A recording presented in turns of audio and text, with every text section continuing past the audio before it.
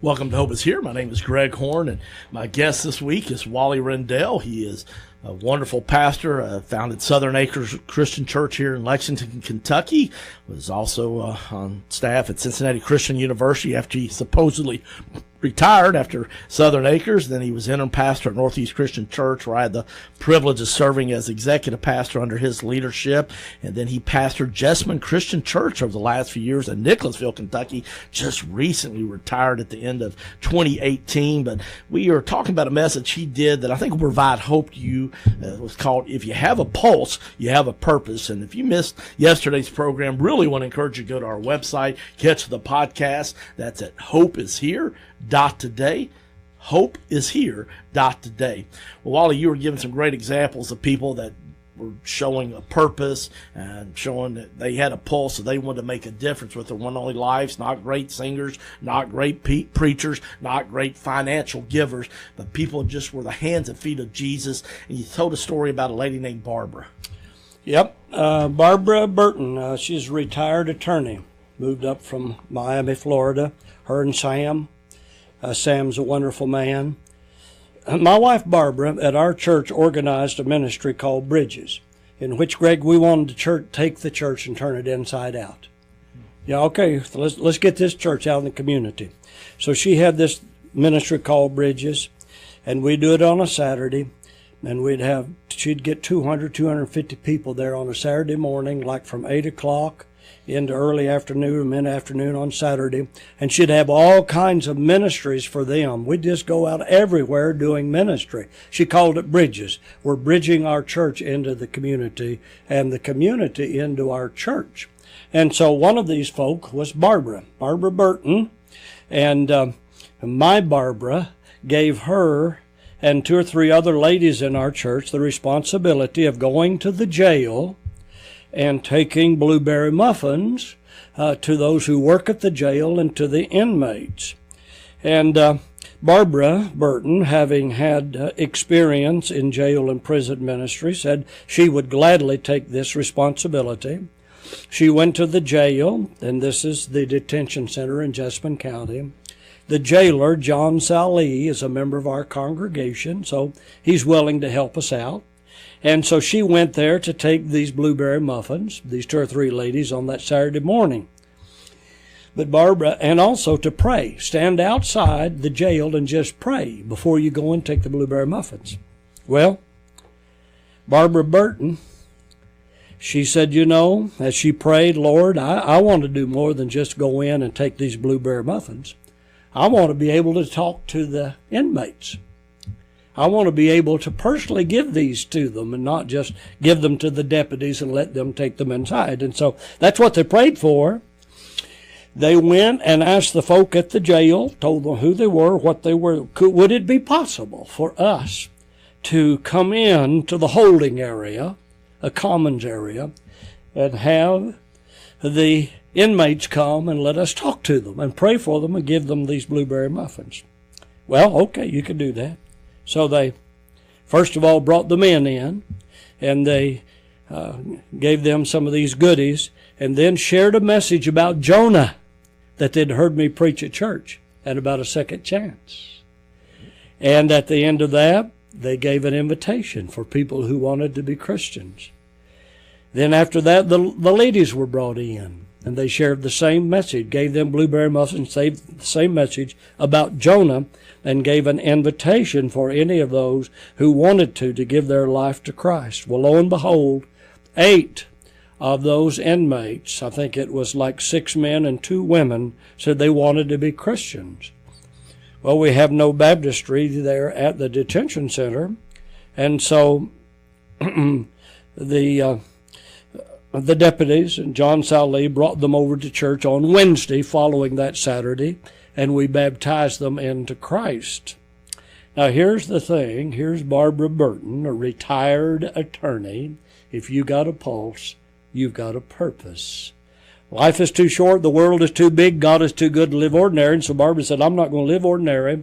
So she asked the jailer, John Salee, would it be possible for us to come every other Saturday and just have Bible lessons on Saturday morning at 9:30 for the inmates? John Sallee said that would be possible. And so he arranged for that. That was, Greg, September of 2015. Now here we are at the beginning of 2019. Every other week they've gone to the jail.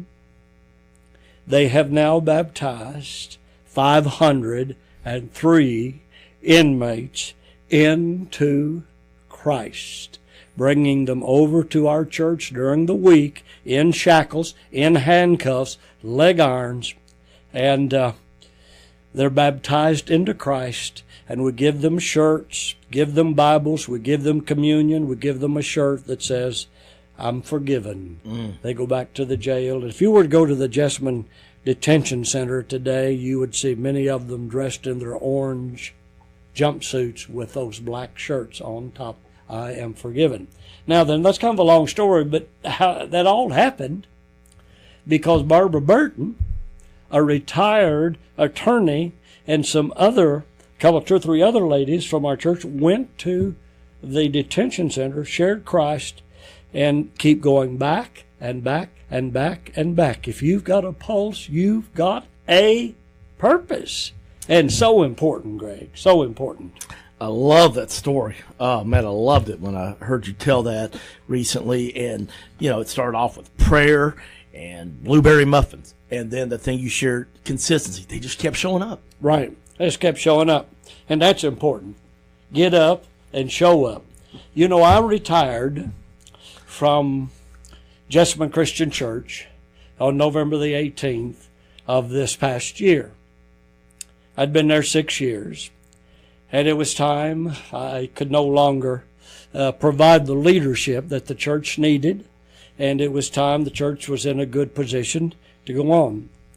Okay, some people say, well, how are you enjoying your retirement? Like, okay, I'm going to sit back in an easy chair, or I'm going to travel around the world, or go see my kids and my grandkids.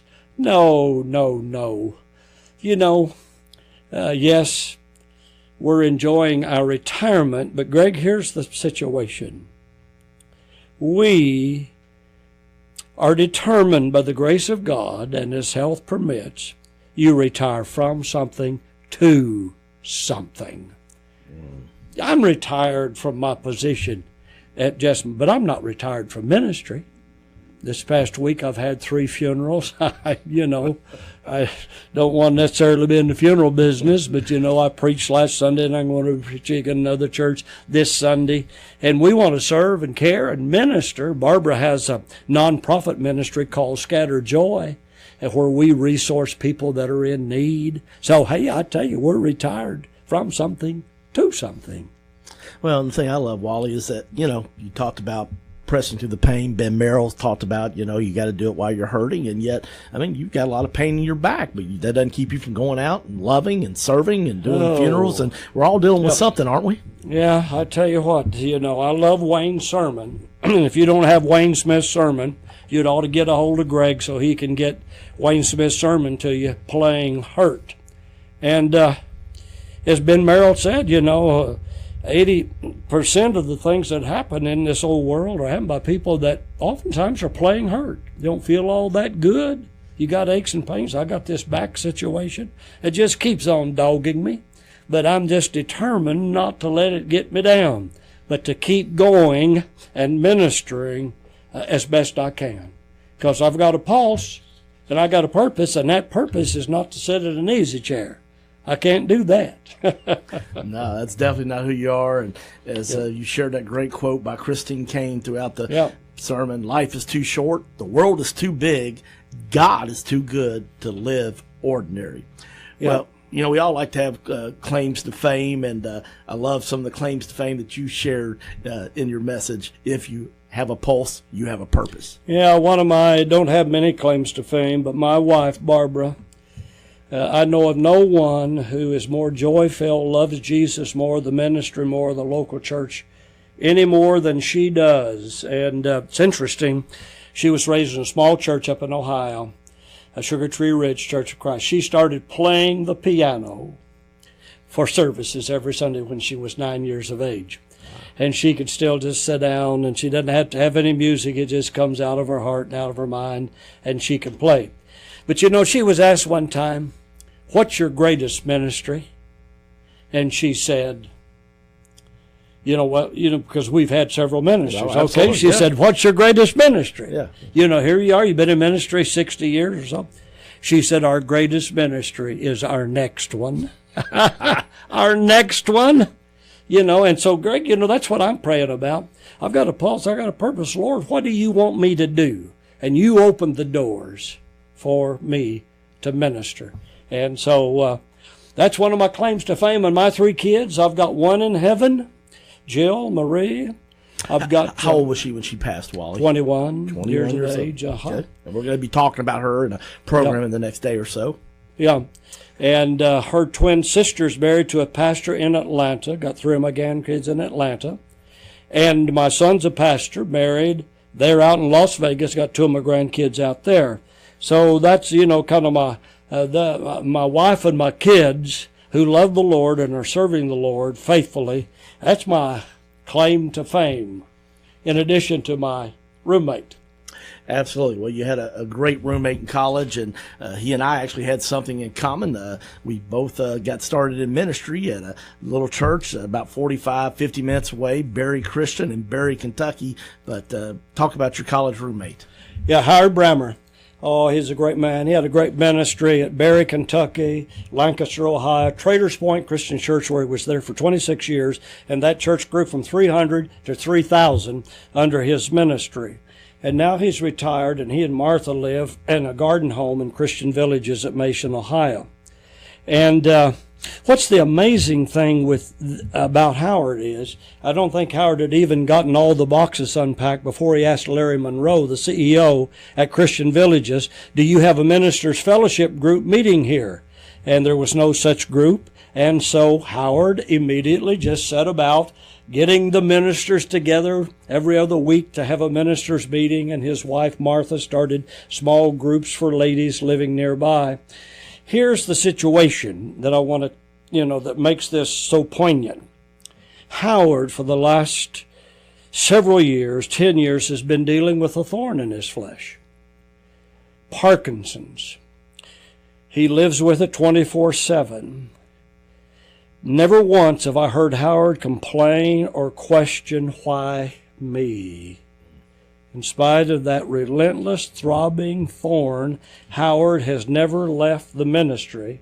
For Howard, like many of you, ministry is not a job but a love affair, a long life calling. His pulse is the heartbeat of Jesus. And so Howard inspires me because this Parkinson's really taken its toll, but he still is ministering to folk at the Christian Villages at Mason, Ohio. It's amazing. That really is. That's powerful, and I love that you quoted there the verse, thorn in the flesh, that obviously Paul talked about, and we're going to be talking about that more tomorrow. And I think as we close the program, it's just that great reminder that we all are dealing with something. Paul had that thorn in the flesh that he asked God to remove several times, but he didn't. We don't know what that thorn in the flesh was. And today, whatever the thorn in your flesh is, we'll let you know you're not alone. That's why we do Hope is Here. I've been talking with Wally Rendel, a wonderful, wonderful pastor here. It's impacted thousands in Central Kentucky over the last 50-plus years. And we've been talking about if you've got a pulse, you have a purpose. We're going to continue that conversation tomorrow. I hope you'll join me as I continue my conversation with Wally Rendel. I'm Greg Horn, and this is Hope is Here. Join Sunrise Children's Services Saturday, February 9th for a power-punched evening with boxing great George Foreman to celebrate Sunrise's 150th anniversary. Called Fighting for Hope, this evening is sure to inspire and encourage as George shares his testimony of failures and successes. For more information about Sunrise Children's Services and Fighting for Hope, go online to sunrise.org. That's sunrise.org, or call 800-456-1386.